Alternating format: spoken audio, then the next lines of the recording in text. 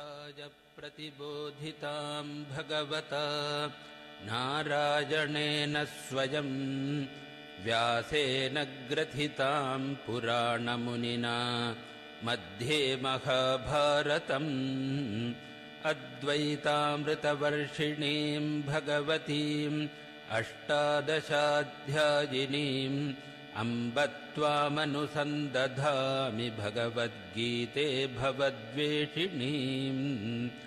नमोऽस्तु ते व्यासविशालबुद्धे फुल्लारविन्दायतपत्रनेत्र येन त्वया भारततैलपूर्णः प्रज्वालितो ज्ञानमयः प्रदीपः प्रपन्नपारिजाताय स्तोत्रवेत्रैकपाणये ज्ञानमुद्राय कृष्णाय गीतामृतदुहे नमः।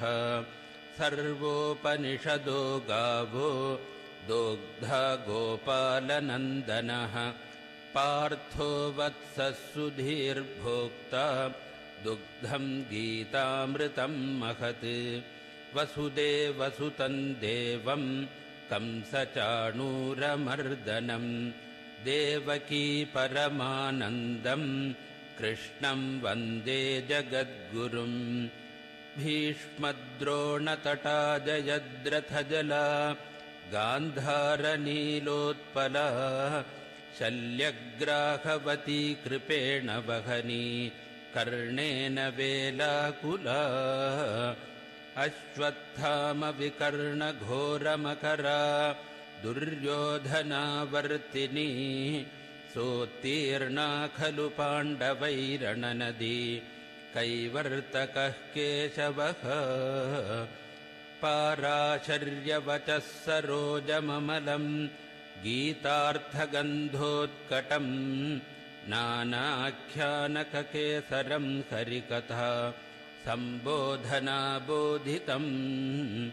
लोके सज्जनषट्पदैरहरहः पेपीयमानं मुदा भूयाद्भारतपङ्कजं कलिमल प्रध्वंसि न श्रेयसे। मूकं करोति वाचालं पङ्गुं लङ्घयते गिरिं यत्कृपातमहं वन्दे परमानन्दमाधवम्। यं ब्रह्मा वरुणेन्द्ररुद्रमरुतः स्तुन्वन्ति दिव्यैस्तवैः वेदैः साङ्गपदक्रमोपनिषदैः गायन्ति यं सामगाः। ध्यानावस्थिततद्गतेन मनसा पश्यन्ति यं योगिनो यस्यान्तन्न विदुः सुरासुरगणाः देवाय तस्मै नमः।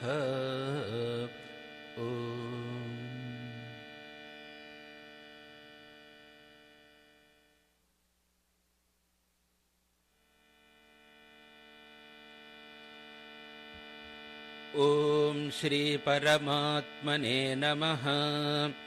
अथ प्रथमोऽध्यायः।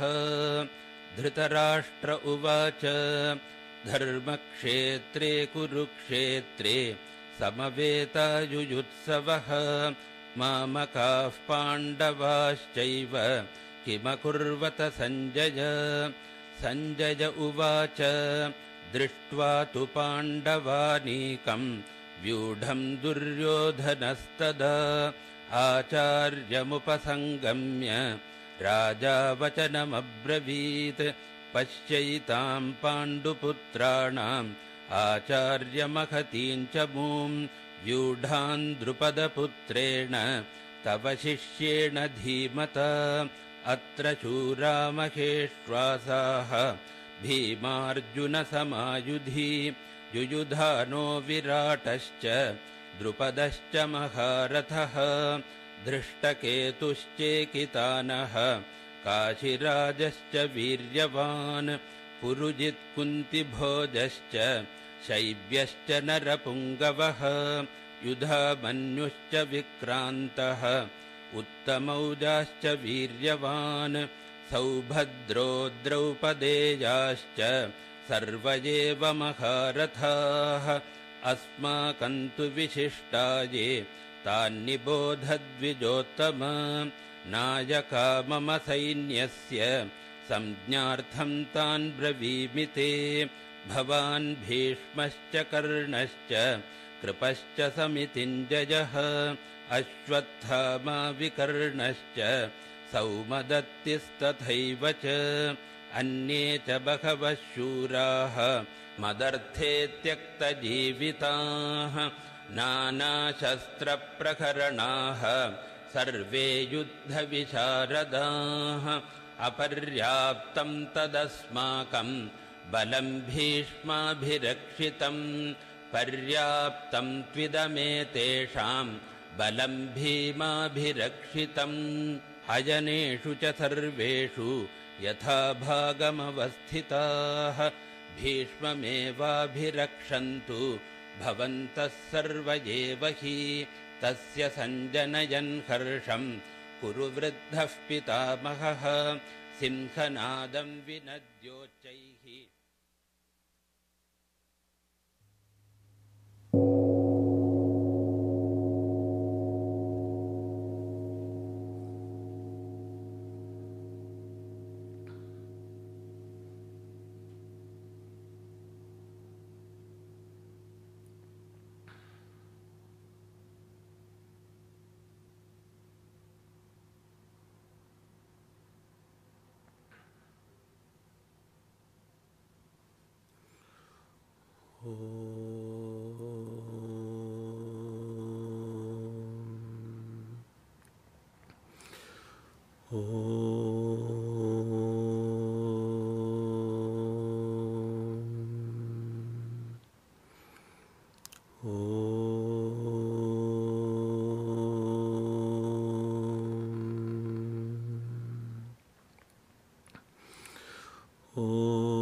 पृथिवी शान्तिरन्तरिक्षगं शान्तिर्द्यौ शान्तिर्दिशः शान्तिरवान्तर दिशा शान्तिरग्निः शान्तिर्वायुः शान्तिरादित्यः शान्तिश्चन्द्रमा शान्तिर्नक्षत्राणि शान्तिरापः शान्तिरोषधयः शान्तिर्वनस्पतयः शान्तिर्गौ शान्तिरजा शान्तिरश्वः शान्तिः पुरुषः शान्तिर्ब्रह्म शान्तिर्ब्राह्मणः शान्तिः शान्तिरेव शान्तिः शान्तिर्मे अस्तु शान्तिः.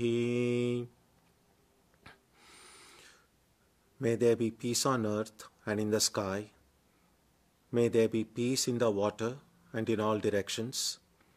May there be peace in the plants, in the trees, and in animals. May there be peace in the hearts of all beings. May there be peace in everyone and in everything. Sarvetra sukhinas santu, sarve santu niramayaha, sarve bhadrani pashyantu, ma kaschit dukkha bhag bhavet. Sarvastaratu durgani, sarvo bhadrani pashyatu, sarvas sadbuddhimapnotu, sarvas sarvatra nandatu. May all be happy and healthy. May all see what is good, and may no one experience misery. May all overcome their obstacles and acquire good tendencies. May people everywhere find joy and fulfillment.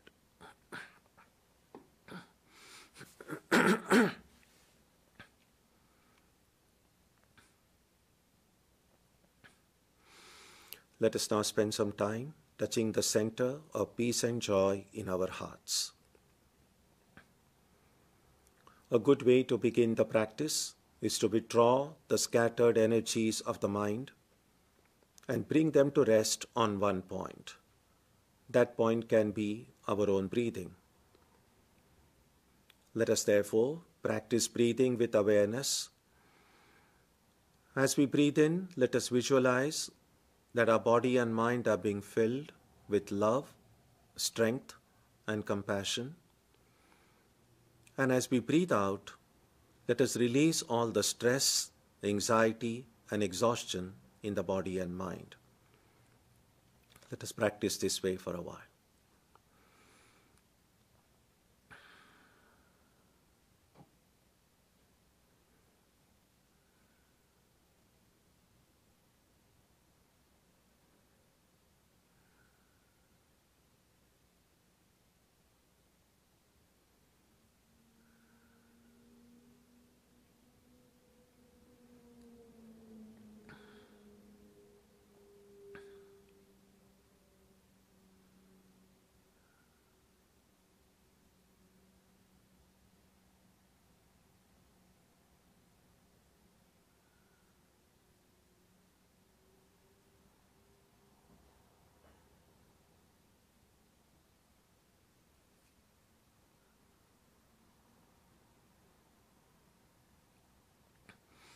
Let us now turn our attention to the region of our heart.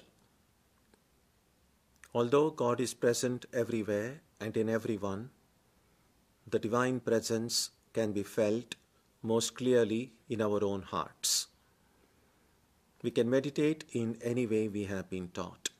To remain focused, we can take the help of a short mental prayer or a mantra or a divine name. Let us now spend some time dwelling on the presence of God in our hearts.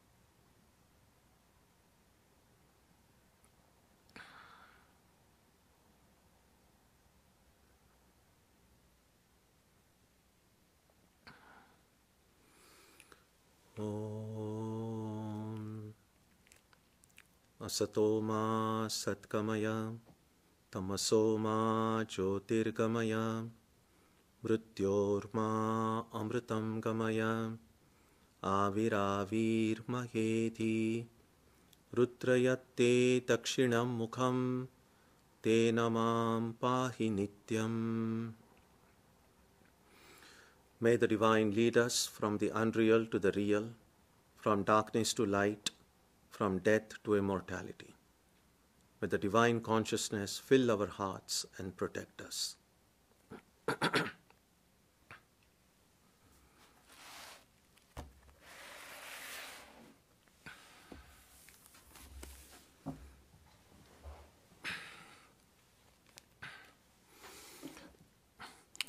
So, welcome everyone for our online satsang. I hope all of you are comfortable in sitting in some nice, comfortable chairs in your homes.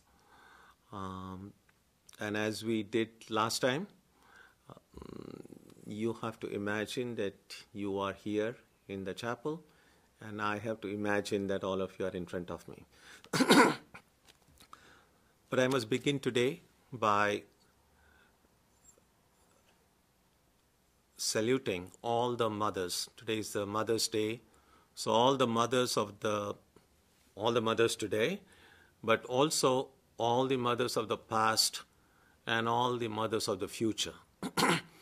But for the presence of mothers, none of us would be here today. And so this is a good opportunity to recognize the roles mothers play in our lives. And as I've often said, that motherhood does not have to be limited to a specific gender. A mother is a person, but a mother is also an ideal. And that ideal of motherhood, the qualities that we associate with motherhood, can be cultivated and should be cultivated by everyone, irrespective of their gender. And therefore, let's awaken the mother in our heart, whether or not we are biologically mothers.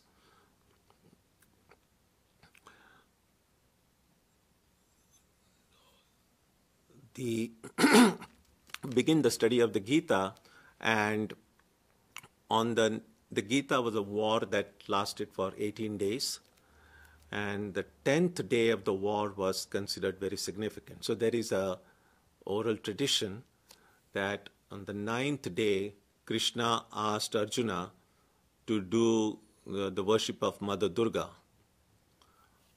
And so the worship of Mother is associated with the study that we are about to begin today, study of the Gita.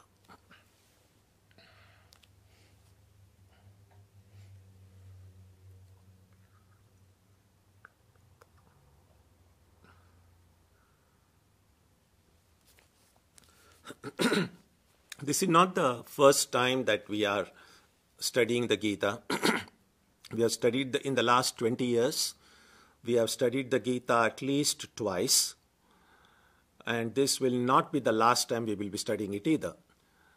And that is because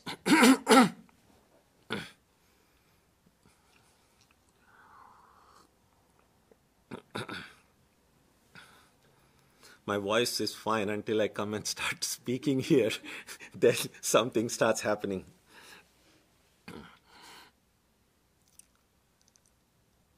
The reason the study of the Gita is so prevalent in the tradition and certainly in the Vedanta societies the world over, because as Swami Vivekananda pointed out, the Gita is the best summary of the Vedantic wisdom.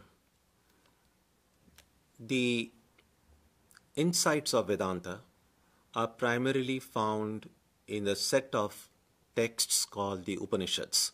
Upanishads are a part of the Vedas. Now, the Upanishadic literature is fairly vast, and not many can follow it easily without the help of commentaries and translations. But all those insights that are found and which are scattered all over the different Upanishads have been brought together in this little book. It's not small really, it's just 700 verses, but still, compared to the extent of the Vedas, the Gita is much more manageable, so to speak. It's also in classical Sanskrit. So Sanskrit, there are two kinds of Sanskrit. There is the Vedic Sanskrit, which is clearly more ancient, and it has a more archaic form of grammar. So when people undertake the study of Sanskrit today in schools and colleges, what they are mostly studying is classical Sanskrit. And the Gita is in the classical Sanskrit, being historically of a later period. So Vedanta, there are said to be three foundational texts of Vedanta. They are called in Sanskrit Prasthanatraya. And they are the Brahma Sutra, the Upanishad, and the Gita. So the Gita is one of the foundational texts. Let me say something about the previous study of the Gita that we did. So years ago, we did a set of 18 talks, every talk summarizing one chapter of the Gita. And there are 18 chapters, so there were 18 talks.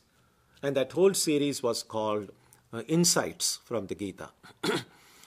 After that, we undertook a more detailed study of the Gita, chapter by chapter, verse by verse. And so that was a complete study of the Gita, and that lasted, I guess, for almost 3.5 to 4 years. So we have taken a chapter-wise an overview of the entire Gita. We have also studied the Gita verse by verse.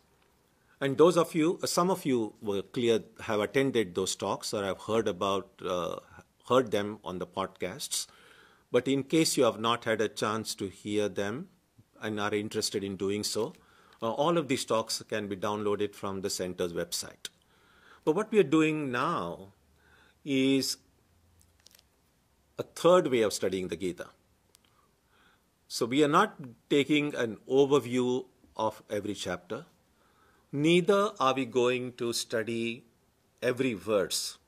What I hope to do today and in the weeks ahead is take up specific themes in a set of verses. What is really being discussed?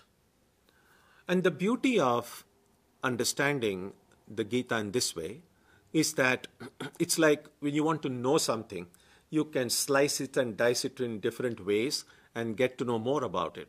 So we get one idea of the Gita when we have this a larger overview. Another kind of a more detailed study of every verse. And now this is the third way of looking at it from the different topics that were discussed. So that would be the plan going forward. I said that the Gita is one of the 3 foundational texts. Of these 3 texts, only the Upanishads are a part of the Vedas. And Vedas are considered apaurushaya. That means they have no human authorship, that they are a revealed text. The other 2 texts of Vedanta, Brahma Sutra and the Gita, have a human authorship. So the Brahma Sutras are said to have been written by Vyasa. And the Gita, oddly enough, is also attributed to Vyasa. But Vyasa is not the one who wrote it. Vyasa was the only one who put into words the conversation that happened between Krishna and Arjuna on the battlefield of Kurukshetra. Most of you have a copy of the Gita at home, and I hope you have it by your side because I may refer to it now and then in the course of this reflection.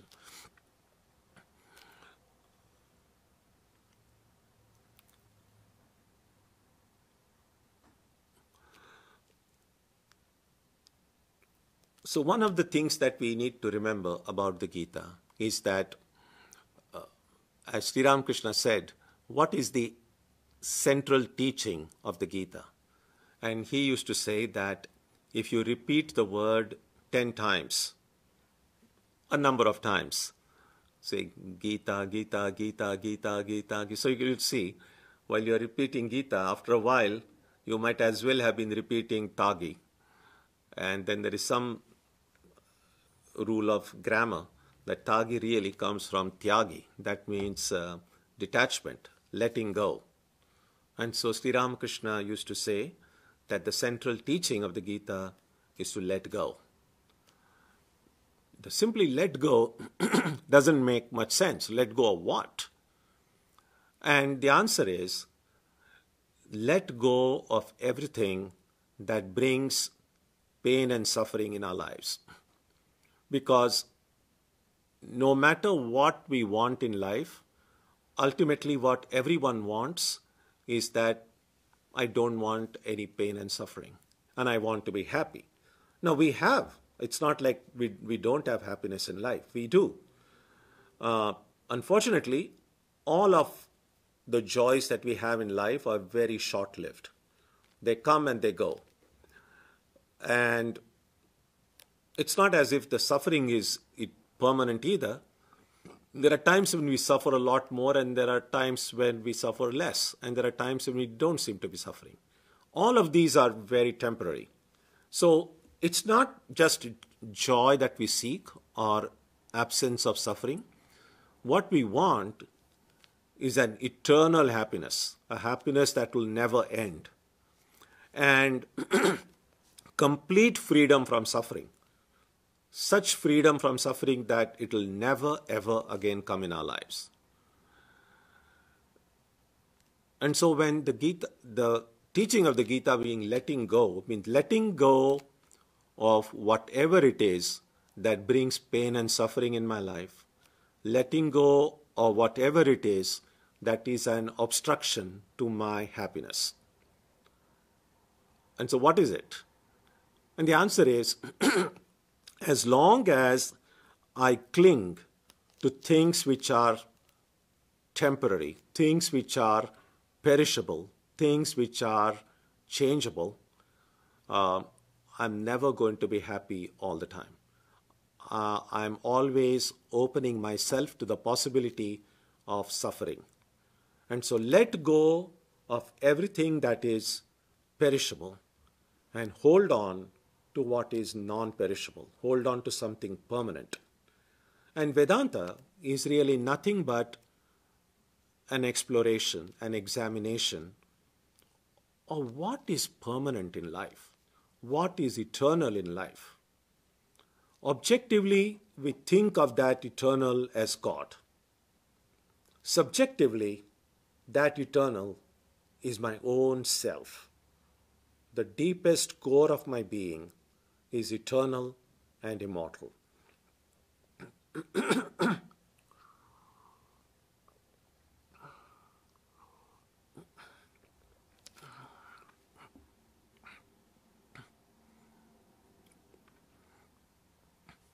So that is the central teaching of the Gita, that letting go of that which is perishable and finding that which is eternal.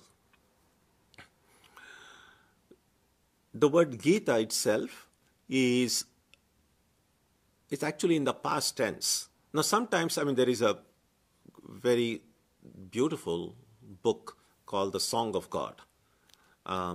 It's a very, very inspiring, very, very uplifting translation done by Swami Prabhuvananda and Christopher Isherwood. And it's a great title, The Song of God. But if you want to go to the technicalities of the word Gita itself, the word Gita is not a noun. It's actually a verb. So that, we might say that which was sung. So very briefly, again, I think most of us are aware of the historical context of the Gita. And it is this, that there were these two sets of cousins, Pandavas on one side, Kauravas on the other. And it's a long story, all described in great detail in the book called the Mahabharata. The most conservative estimate is that the book has at least 100,000 verses. So if any of you are thinking of memorizing it, forget it. That's not going to happen. It's not even necessary. The Gita is actually a part of that book. Now think about it. 100,000 verses and 700 verses of the Gita in that. And when you have a portion like that in this vast ocean of 100,000 verses, it's so easy to miss it. It's not like it just stands apart on its own unless someone points our attention to it. The earliest commentary we find on the Gita is that of Shankaracharya in 8th century AD. And so oftentimes it is Shankaracharya who is credited for drawing our attention to these 700 verses in that text and saying, look at these verses. There is something very profound going on here. Well, there is something profound going on in other parts of the Mahabharata as well. But here is where Shankaracharya pointed our attention. So it's a long story, but at some point, almost to the climactic portion of that story, these two sets of cousins have come on the brink of a war. All efforts to bring peace have disappeared. All attempts to reconcile have led nowhere. And now they are on the battlefield. The Kauravas, the bad guys, they have a much vaster army.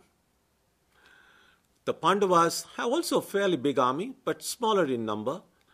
But they have these 5 great warriors, the 5 brothers. Krishna is a cousin. So he is related to both the parties. So there is a story that just as when we have wars, usually people will look for allies. That we see, this is our group, we will fight together. And then there is the enemy side. So similarly, when it became inevitable that these two cousins, Kauravas and Pandavas, are going to fight, they started visiting the nearby kingdoms to find out who are their allies, who will fight from their side. And each of them kind of gathered up huge, thousands, hundreds and thousands of soldiers on each side. And of course, they visited their cousin, Krishna, wanting to know which side he will fight. And so both, the representative of the Kauravas was their eldest brother called Duryodhana, and from the Pandava side was Arjuna, who was very close to Krishna. The story goes that they both went to Krishna's place asking for his support. And Krishna, the ever diplomatic one, he said he is going to remain neutral. He said, I'm not going to take part. I'm related to both of you guys. I'm not going to fight. But he made this, he didn't want to send them back empty-handed. So he said, look, there are these soldiers, my army on one side and I. You can choose either one. You can either choose my army or you can choose me. But if you choose me, I'm not going to fight. Now, Duryodhana, the Kaurava cousin, he thought it's a no-brainer, of course. What's the point in having someone who's not going to fight? So he said, I'll have your army. So Krishna's army actually fought from the side of the Kauravas. And Arjuna was very happy that Krishna will be from the side of Pandavas. And Krishna said, I'll be a charioteer. I will drive your chariot. Now, by the rules of those days, a charioteer was not supposed to fight. Obviously, he is just going to navigate the chariot, and then whoever is there in the chariot, that was the person who was going to fight. So that was the situation. And so on the day that was fixed, that was one good thing of those days. Unlike the wars of present times, when people can be sitting in some bunker somewhere, navigating a drone and catching the enemy by surprise in the middle of the night and bombing them, that didn't happen. They announced the date. There was a time every day the war began at little after sunrise, and the war for that, the battle for that day ended by sunset. And sunset, then everyone retired to their tents, tending the wounded, taking care of the dead, and they rested, and then they are ready for war the next day again. So, and they had these very rigid rules. You could not go and kill anyone from the other side before sunrise or after sunset. And that's why it's called Dharma Yuddha. You can see in the very first verse of the Gita,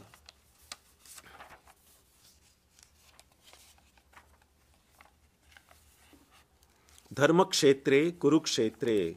It's called a Dharma Kshetra, that land where Dharma is practiced. And the war that was done was also called Dharma Yuddha.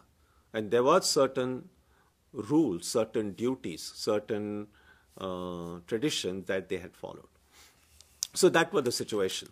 And so on that the day they had fixed, the two armies assembled before each other. And then we read, and if you look at the verse, it begins with Dhritarashtra Vacha. Dhritarashtra was the blind king of the Kauravas. So he says, "Tell me, O Sanjaya, assembled in Kurukshetra, the center of religious activity, desirous to fight, what indeed did my people and the Pandavas do?" This is important. This is important because there is a popular misconception about the context of the Gita. And the misconception is this. First of all, while it is a dialogue between Krishna and Arjuna, it is actually a dialogue between Sanjaya and Dhritarashtra. So it's a dialogue within a dialogue. Now the misconception is this, or the popular idea is this, that the king was blind, he was old, so he did not take part in the war. And so the Gita begins with that blind king's question, what did my children do on the battlefield? The popular idea was that this Sanjaya, who was a charioteer and who was one of the courtiers of the Kaurava camp, that somehow that he had been given a boon, a yogic vision, by which he was able, while sitting in the palace, he was able to see what was going on in the battlefield, and that he narrated this scene to the blind king. And so if you have seen, I think even that popular television version of the Mahabharata, you will see it's almost like a big TV set on the wall and a kind of a live relay of the battle being happening there. Now that's not what happened. And that's clear from the very first verse when the king asks Sanjaya, what did they do? Look at the part tense. If it was a live relay, then the king would have said, what are they doing? It would have been the present tense. So the actual story is this.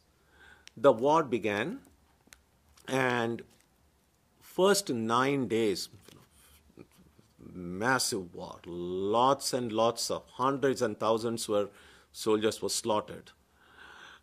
On the 10th day, I remember I said that a day previous to that was what Krishna had asked Arjuna to do a special worship of the Divine Mother at Durga.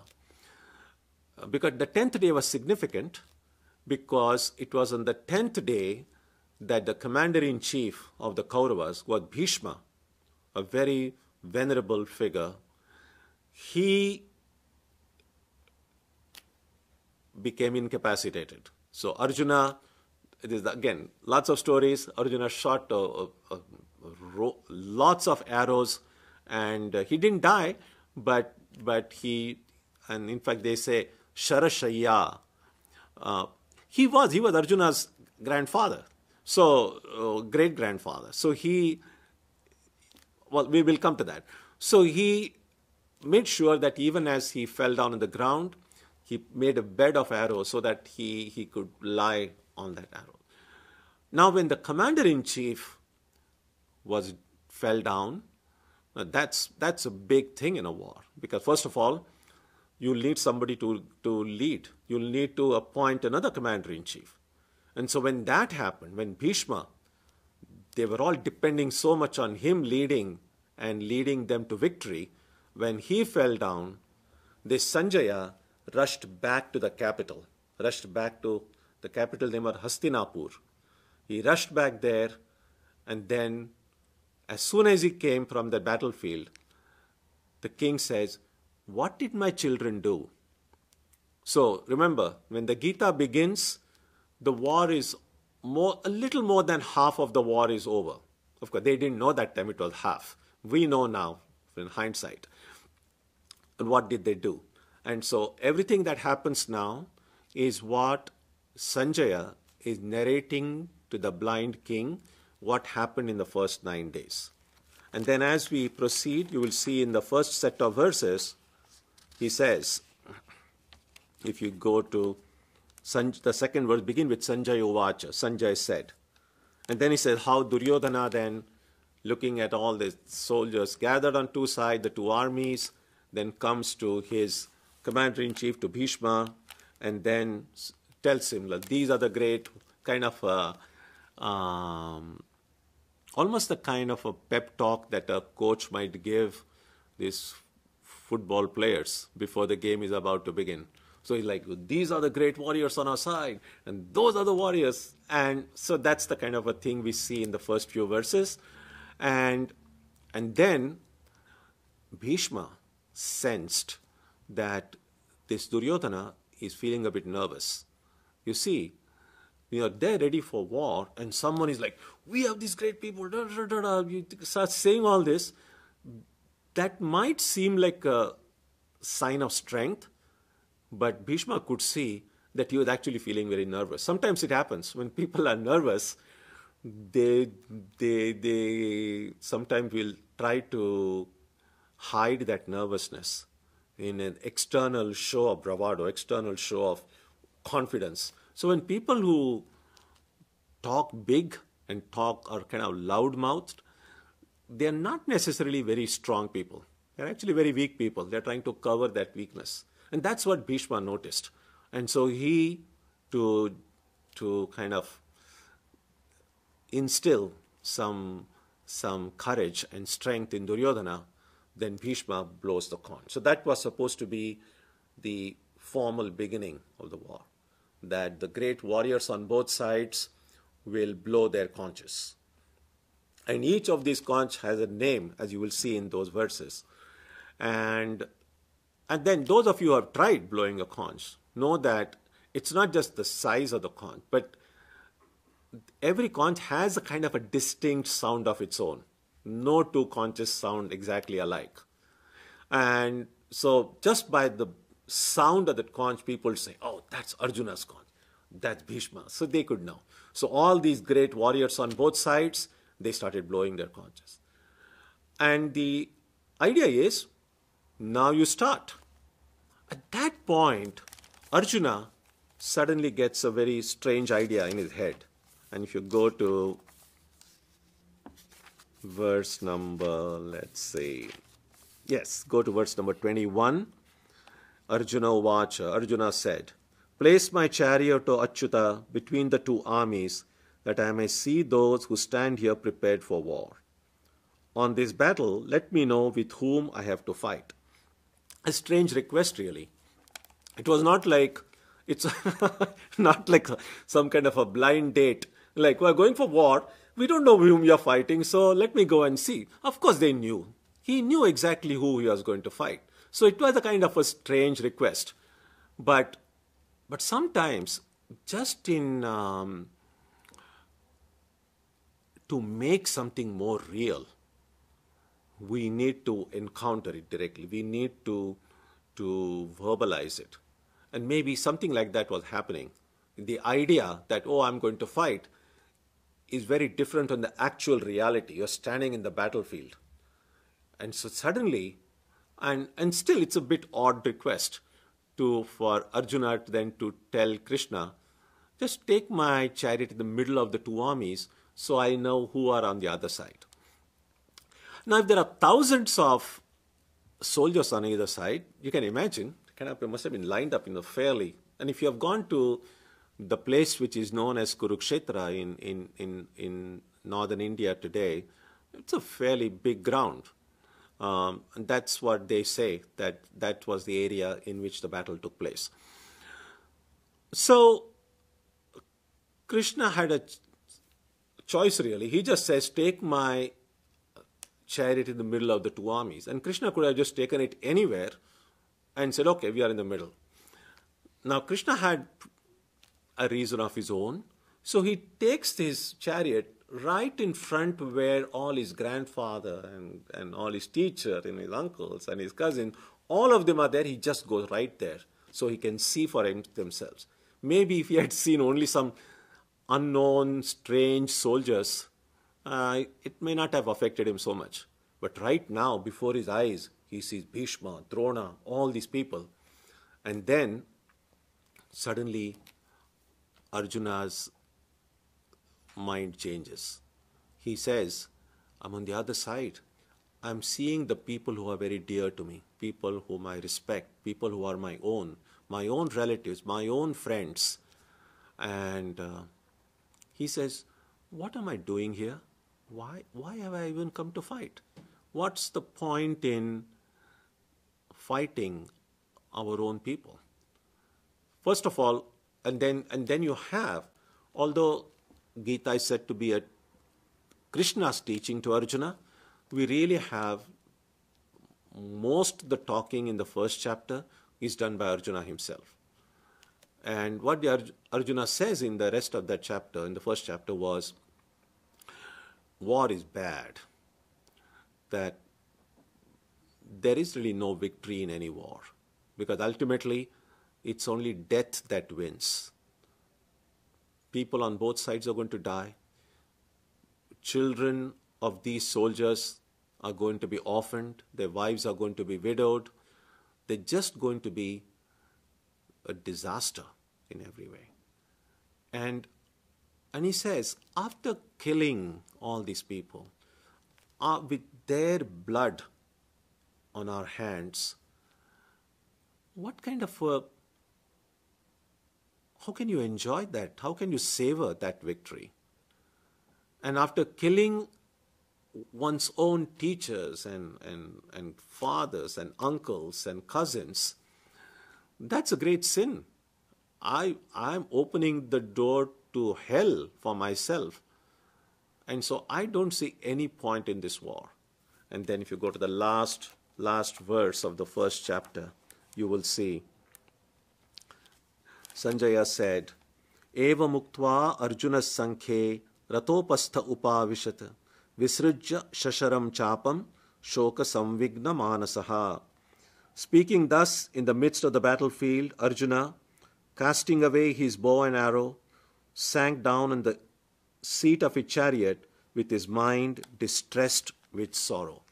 And so that's how it ends, with Arjuna saying, I'm not going to fight. I'm done with it. And just sits, and then sometime you will see in the pictures Arjuna kind of sitting like this. And because it ends with this very visible expression of sorrow from Arjuna, the first chapter of the Gita is called Arjuna Vishada Yoga, the Vishada, the sorrow of Arjuna.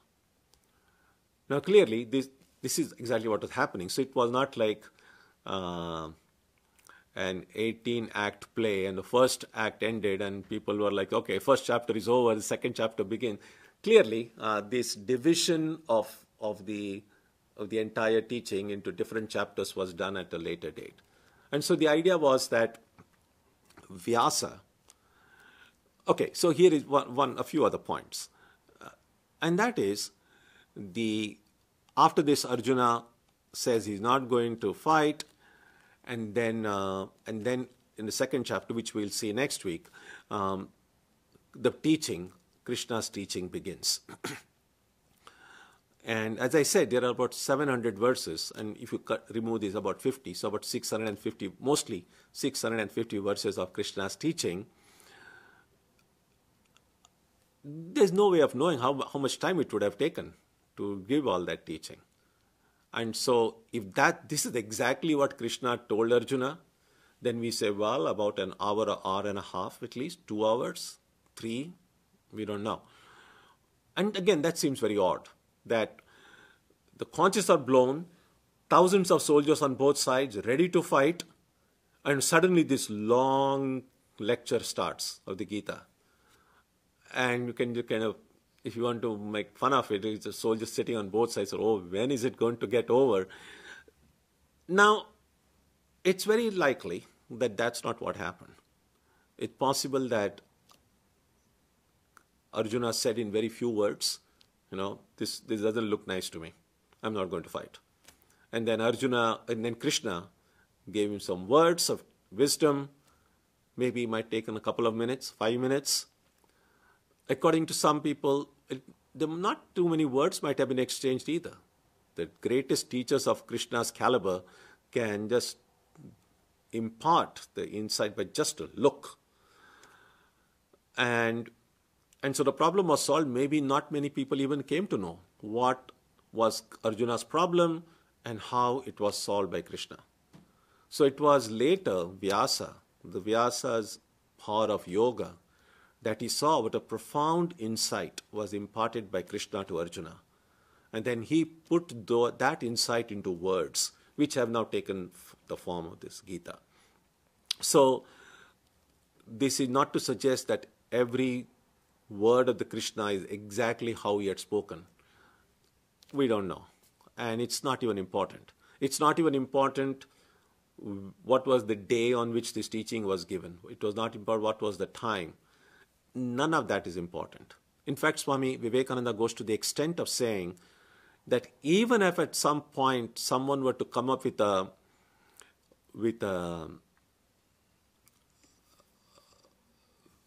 evidence that Krishna did not even exist, there was no such person called Krishna. Now, would that invalidate the Gita? And he says, no, that would not invalidate the Gita, because the truth that the Gita teaches would remain valid even if Krishna did not exist. So the teaching of the Gita is not dependent on the historicity of Krishna. So these are some of the things that we need to keep in mind. So what we have seen today are just the background, the context.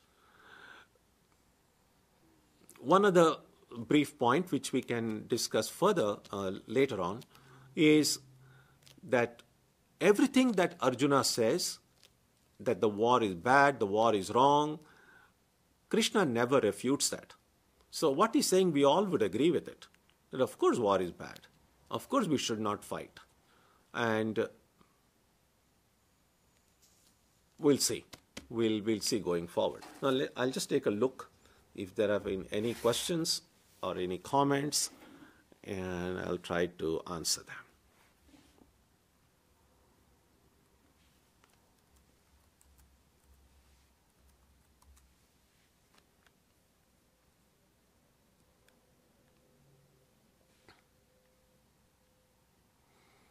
So one of the questions was what translation or edition of the Gita I can recommend.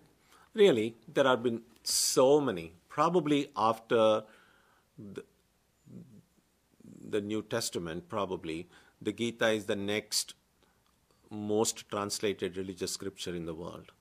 And so there are many, many translations. You can use any of them. The one I have brought today is just titled Srimad Bhagavad Gita. It's translated by Swami Sarvagatananda. Swami Sarvagatananda was a disciple of Swami Vivekananda. I like this because it's very compact. It gives a word-for-word meaning of the original, and it gives a few brief notes based on Shankara's commentary and also on Vivekananda's teachings. But there are many. There is, which I referred to already earlier, The Song of God, translated by Swami Prabhuvananda and Christopher Isherwood. It's a great translation. So I don't have any specific preference. I think any translation should be fine. There's Swami Vireswarananda's translation of the Gita with Sridhara's gloss over it. That was the text we used when we studied the Gita in detail some years ago. And that's a great translation as well.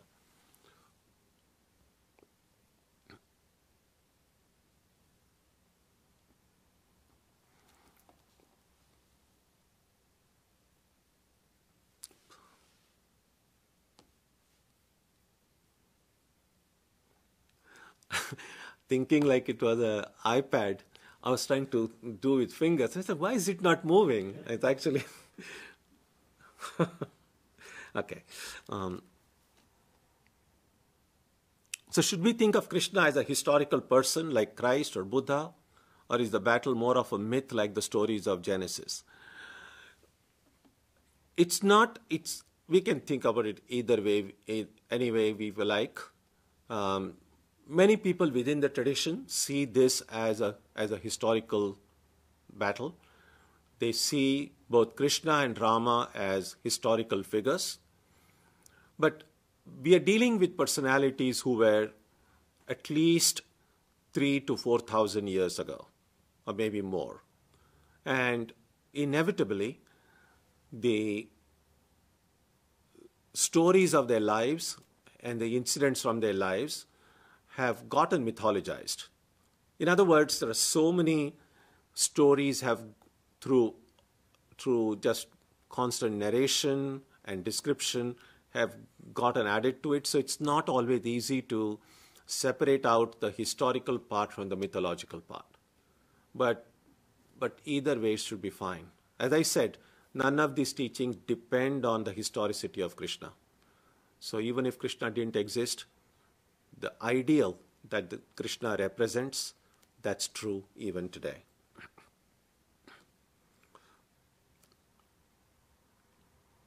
Yes, the Vedas, the Veda was written by anyone. Do the Upanishads, what Upanishads also reveal? Yes, the Upanishads are a part of the Vedas. And so the Upanishads also have no human authorship.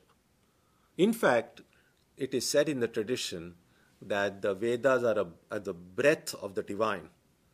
And again, there are various ways you can interpret it, but they say that that one reality, that one supreme being breathes out the Vedas, and through the Vedas this entire creation comes. And when the breath is taken in, all of this goes and merges inside the divine being. And so, yes, the Vedas, the Upanishads also have no human authorship.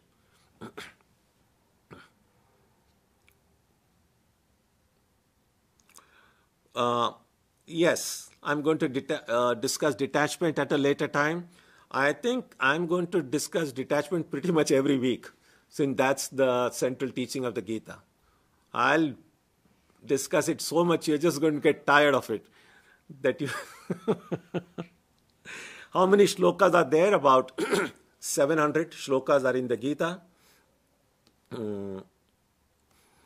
Here's another question. We could have another side to Arjuna asking Krishna, requesting him to place the chariot in between the two armies. We could have another side to Arjuna. Like we should understand what we are getting into. Well, I don't think that Arjuna actually needed to go and put the chariot in the middle of the two armies to know what he was getting into. I mean, come on, he had prepared for the war, got ready for it, and he knew exactly what he was getting into. So it was just that Arjuna had become very, very nervous. He had begun to have doubts. He had begun to have second thoughts about the wisdom of agreeing to come for the war.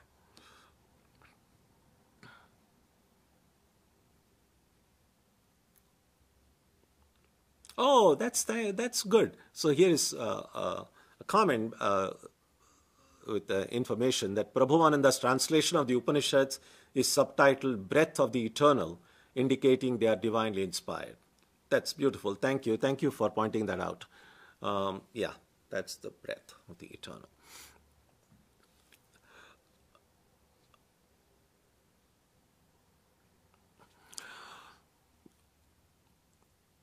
So, here is another question. Why employ the setting of a war to communicate teachings? Well, I don't think the word employ makes too much sense. It was not like there was any much choice. I mean, this is what happened. The war happened. And that was the time certain teaching was needed, and Krishna gave that teaching. It was not like Krishna said, I want to give that teaching, but this teaching can be given only on the battlefield.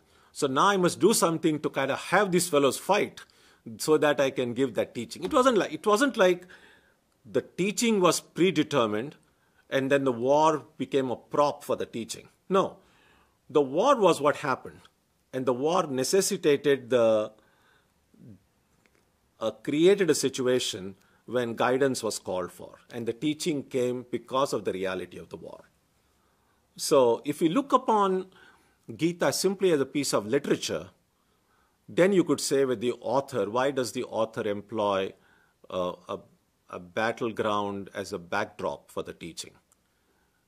But if you don't look upon the Gita just a piece of literature, then you say, well, this is what happened. And we are just narrating whatever happened that time.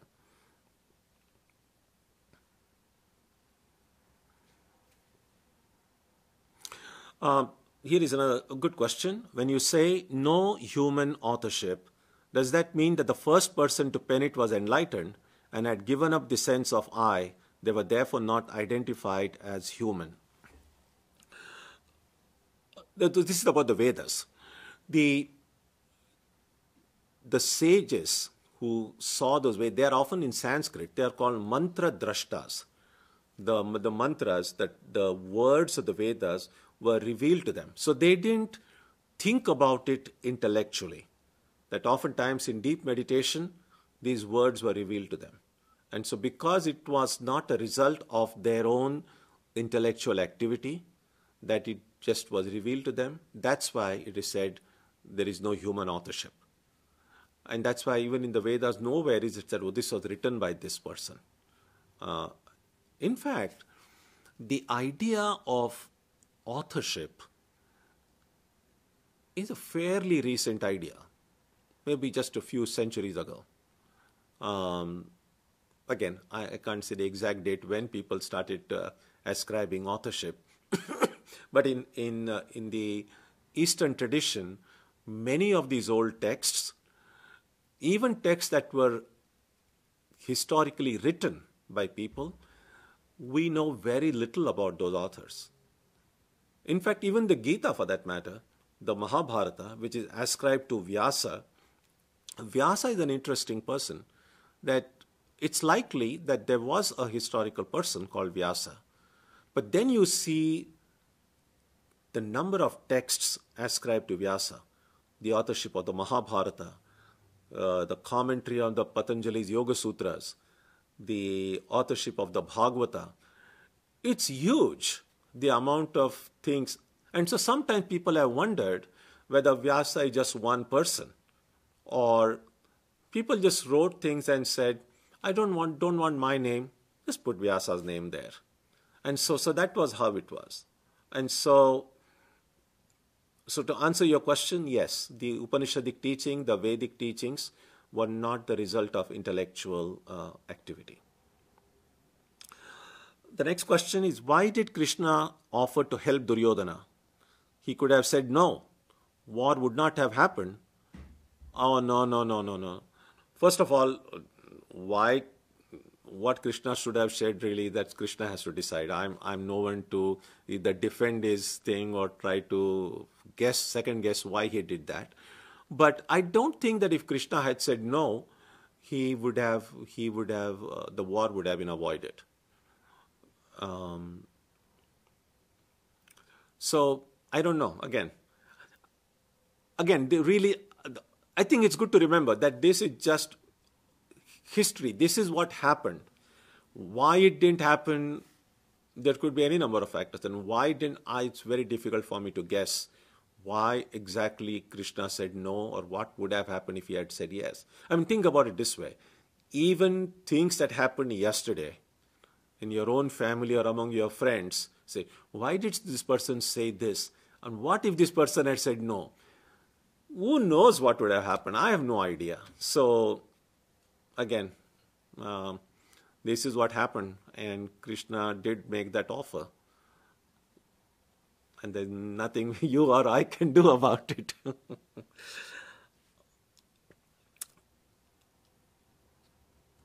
All right, let's see. So 2 more questions.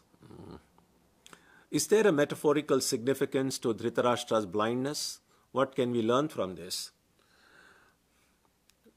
All metaphorical interpretations are really up to us. So if we see that, well, one way to say is, well, his blindness may be metaphorically that if we try to close our eyes to the reality around us, if we remain in denial, then that can lead to great sorrow and suffering. And that's exactly what happened. Dhritarashtra was a wise person, but he was blinded by his attachment to his children. So even when he knew that the right course of action would have been to correct his children, to hand over, but he himself was consumed by a seeming injustice done to him, because in those days, although the eldest child was the one who inherited the kingdom, if the successor or one who was supposed to inherit had some handicap, then that person was ineligible. And so Dhritarashtra was the eldest child, but because he was blind, he was not eligible to lead the kingdom. And therefore his younger brother was installed as king. And well, at the human level, you can understand. He felt that what was rightfully his was taken away from him. And so there was this kind of a bitterness. And so later on, when he grew old, he felt that his son, who would have inherited the kingdom had he become the king, should be installed as king. So he kind of revolted against the tradition of his times. And even when he saw his son resorting to unethical means, he, instead of correcting it, he tried to support his children who were not living according to dharma. And I think that kind of self-denial could be associated with his blindness. And that's clearly, that would be one way of trying to find a metaphorical significance in Dhritarashtra's blindness. Why is the first chapter called Vishada Yoga? Vishada is not a positive state. Of course it's not a positive state. So Vishada is not state. So Arjuna was filled with sorrow. He was filled with disappointment. Now, sorrow or disappointment can make us wallow in our own misery and can incapacitate us and may not be helpful. But oftentimes, if we are willing to learn and if we are lucky to get the right guidance at such times, then such moments of profound sorrow, profound disappointment could become potentially a wake-up moments in our life, a time that we suddenly get an awakening. In our own lives also we see, we have had moments of joy, we have had moments of sorrow. And if we look at our own life objectively, as far as we can do so, it's not easy to look at one's own life objectively, but if we try to do that, we might discover that life has taught us more through our suffering, more through our sorrow, than through our happiness. Now, well, given a choice, we would all like to learn and grow through happiness.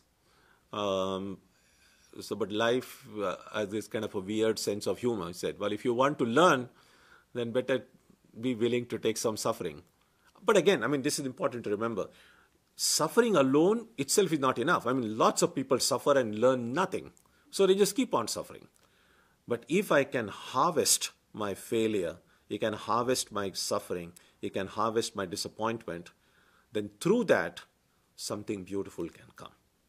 It's like organic manure. When you are trying to do gardening and you put some manure for your plants, that's not really very fragrant. That's sometimes very offensive smelling. But if you put it in the right proportion, right time, through that thing, and a beautiful plant will come, and flowers will come, and which will give beautiful fragrance. So similarly, disappointments, failures, sorrow and suffering in our life, instead of allowing them to consume us, if we use them as a manure from which a beautiful flower can grow. A flower which will exude peace, contentment, harmony, joy, wisdom. And it's possible. We see, the lives of most saints and mystics you have seen, it is not just a bag of roses. There was a lot of struggle, lot of suffering, lot of hardships, lot of difficulties. But they knew how to harvest them. And because they knew how to harvest them, you see, from those difficult circumstances, a beautiful, fragrant life came out of it. And we can do that with our own sorrow and suffering. And in fact, that's what happened, as we will see going forward, that through this disappointment that Arjuna had, this profound disillusion with the state of affairs, that he, consciously or not, made himself ready to receive the teaching from Krishna, which we will study next Sunday. Om Jananim Saradam Devim Ramakrishnam Jagadgurum Padapadme Tayo Shritva Pranamami Muhurmuhu.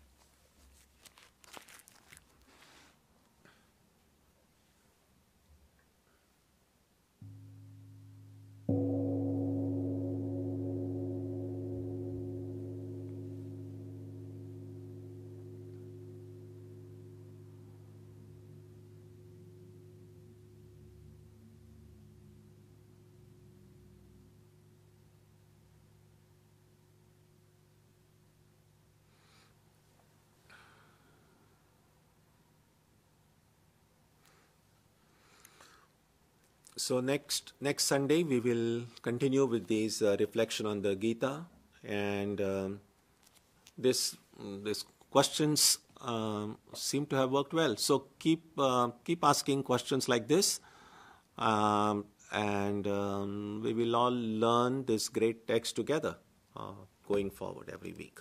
So let's conclude with a prayer now. Om. May the Divine Being, who is the Father in heaven of the Christians, Holy One of the Jewish faith, Allah of the Muslims, Buddha of the Buddhists, Tao of the Taoists, Ahura Mazda of the Zoroastrians, the Great Spirit of the Native Americans, and Brahman of the Hindus, lead us from the unreal to the real, from darkness to light, from death to immortality. May we be granted strength, freedom, and clear understanding. May we learn to see God in our own hearts and in everyone around us. May God bless us all and fill our hearts with gratitude, grace, and love. Om Shanti Shanti Shanti. Peace, peace, peace be unto all.